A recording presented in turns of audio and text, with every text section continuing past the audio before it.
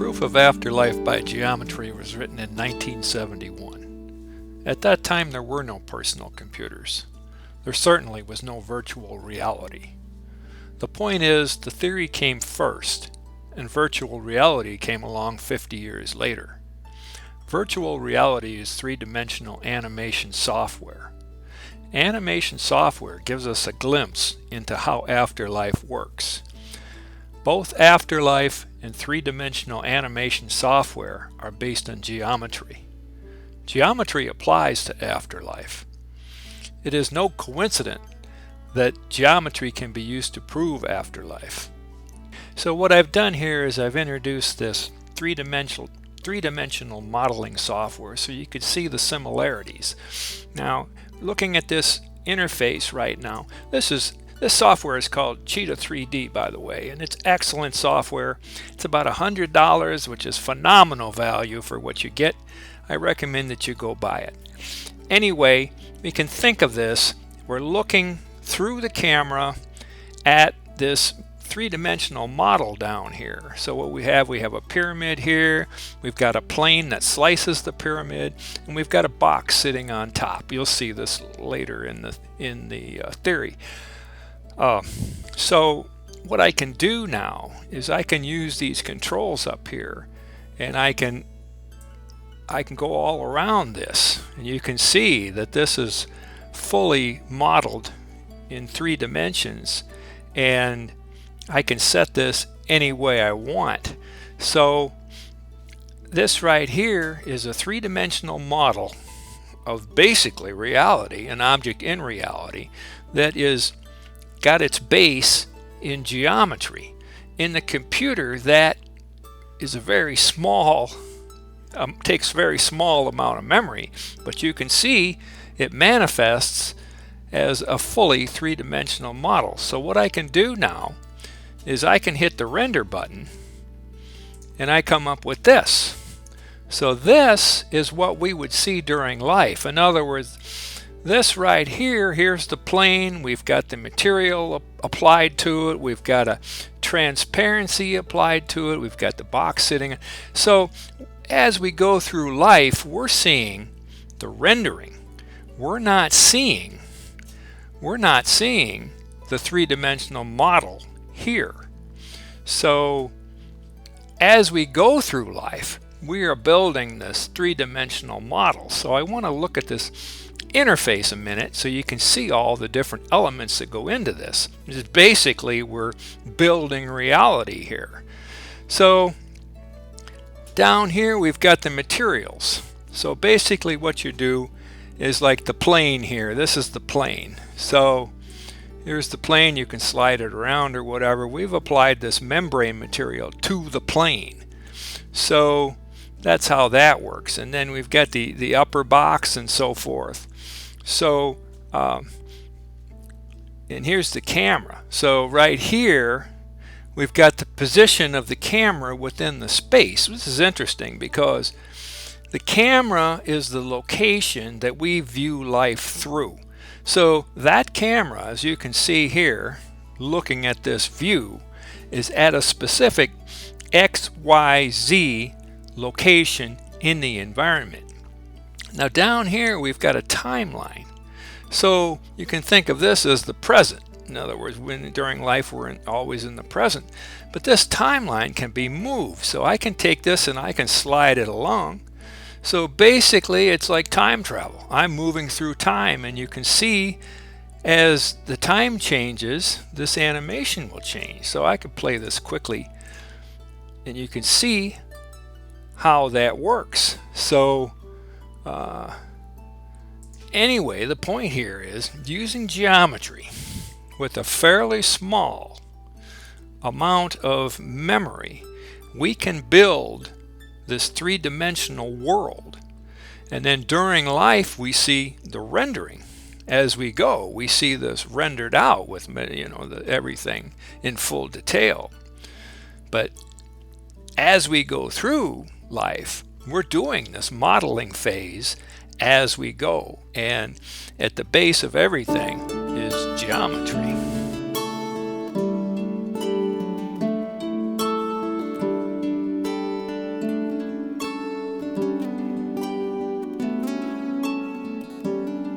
Before we begin Proof of Afterlife by geometry, we need to understand the concept of inverse. So to do that, we're going to take a look at inverse's cousin, which is balance. So what I've done here is you can look at this model right here. So what we have is we've got two boxes sitting on a balance beam. So these boxes, you can think of them as one unit on each side. They're exactly the same size. They're exactly the same width from the fulcrum of the balance beam, which is at this point right here. So now if I come along and I introduce chaos into this system here, it will quickly balance. I'm going to demonstrate that right now. So let's say I come and I press down on one side, it'll wobble around a little bit and then it'll return because the system is primarily in balance. So what we want to do to understand inverse is keep this concept of balance in the back of our mind. In other words, nature loves things that are in balance. So I want to show in this next slide what happens when we're taken out of balance.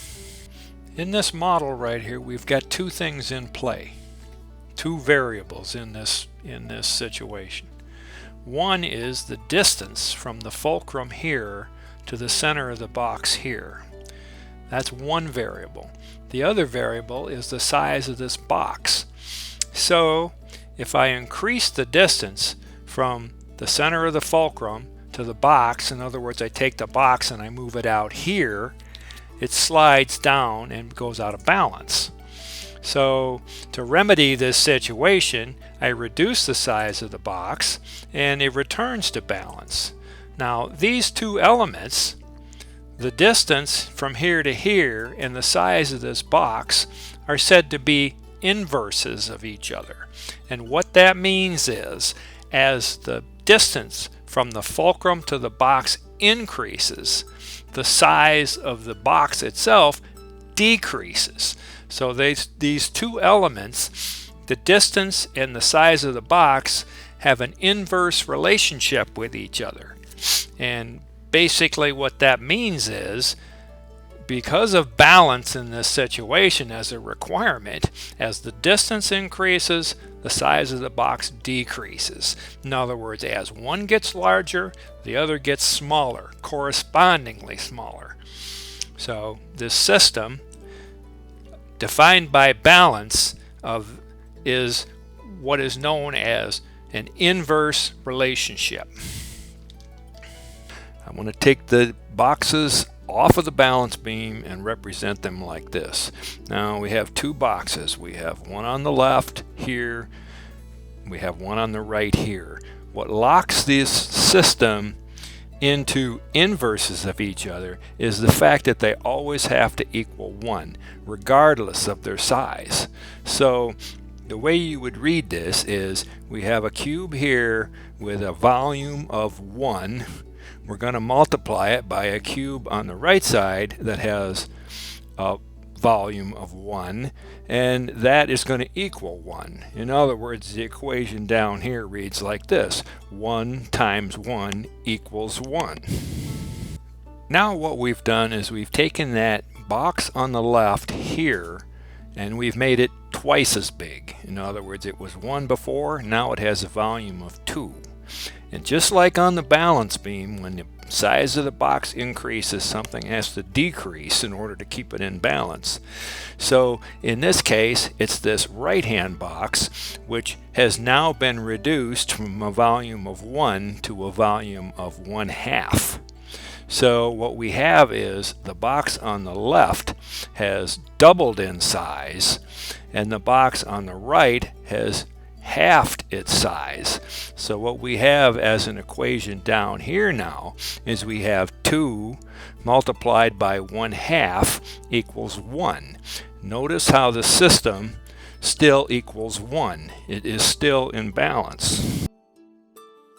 So now what we've done is we've taken the box on the left and we've doubled it in size again. So it is now, this box here on the left is now 4 times its original size.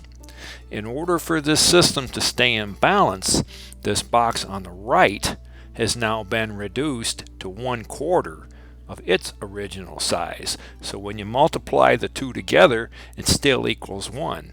So the equation now reads like this: 4 times 1/4 equals 1.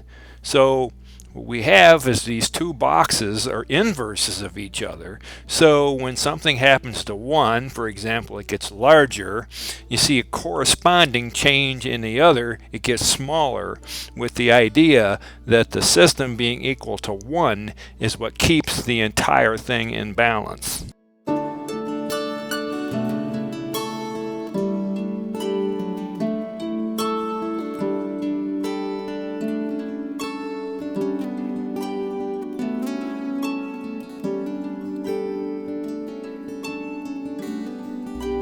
Imagine yourself sitting alone outside at night under the stars. Now I want you to imagine a pyramid. This is a perfect pyramid. It is made from 4 geometric planes. The pyramid extends out below infinitely to the limits of your universe. The apex of the pyramid is razor sharp. This is what the pyramid looks like.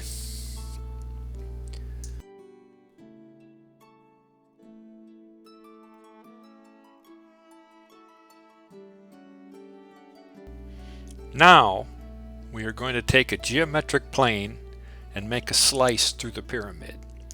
The horizontal slice intersects the pyramid, forming a plane. Now we take a cube exactly the same size as the slice and drop it on the pyramid. The base of the cube sits exactly on the intersection of the slicing plane.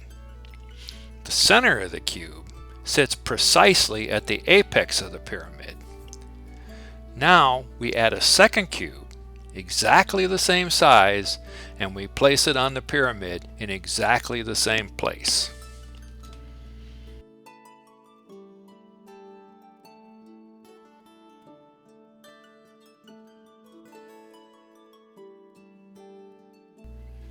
For clarity's sake, I want to look at the interaction of the plane and the inner box. We've taken the outer box out of this picture. Notice how the plane is moved up and down on the pyramid. As it moves, the inner box stays seated on the pyramid. Watch how the plane moves and how the size of the box changes.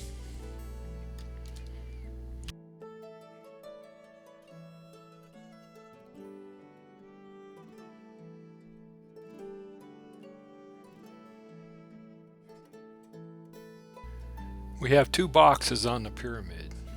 I made the outer box in yellow so you could see it. Focus on the white inner box. As we move the plane up, the inner box becomes smaller. Watch the reaction of the outer box. Because the boxes are inverses, it becomes correspondingly larger. Try to feel the interplay of the inverse boxes as we move the plane up and down on the pyramid.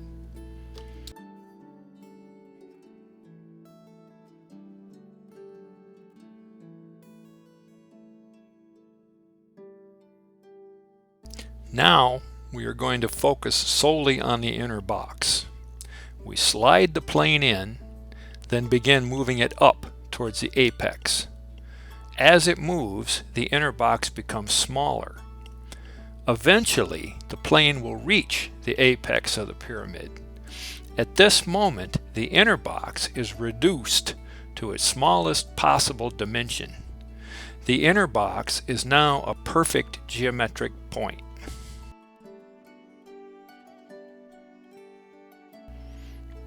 Now, we've switched our perspective to way out in space.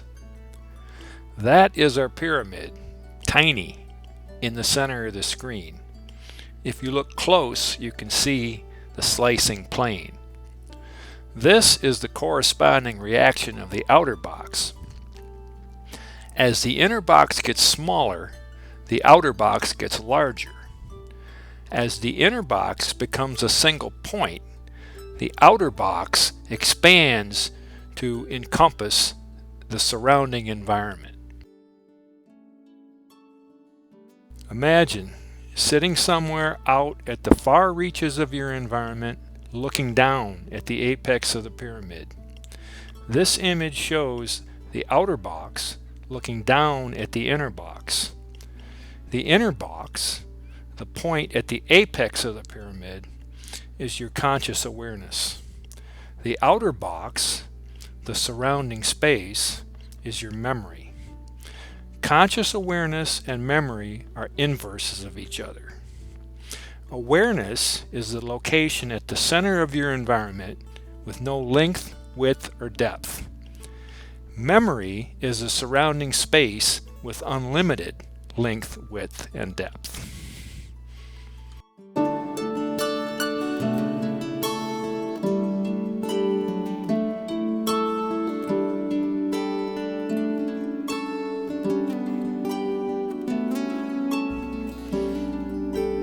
I want to show these inverses from a slightly different perspective. Here we have a man walking alone on a mountain. Notice how the pyramid represents his conscious awareness. Notice how its inverse, memory, represents his surrounding environment. Here we have our afterlife / life equation. On the left, we have the outer box. This is the yellow box that expanded out into the universe as the inner box got smaller. Finally, when the inner box reached the apex, it expanded out to absorb the entire universe. This is the memory / afterlife side of the equation. On the right, we have the inner box. This is the white box that followed the plane as it moved up towards the apex. Finally, it reached the apex to become a single point. This is the conscious awareness / life side of the equation. The last equation holds true, but it was only for a single moment in time. This equation adds the dimension of time. On the right, the life side of the equation, we have the single point sitting at the apex of the pyramid. But it's only for one moment in duration, the present. On the left afterlife side of the equation, we have its inverse. This is the outer box that is expanded out to absorb the universe. It has also expanded in time to include all time. On the left, we have afterlife. This is where your mind expands in 4 dimensions, infinitely in length, width, height, and duration. At the end of life, you will become everything throughout all time.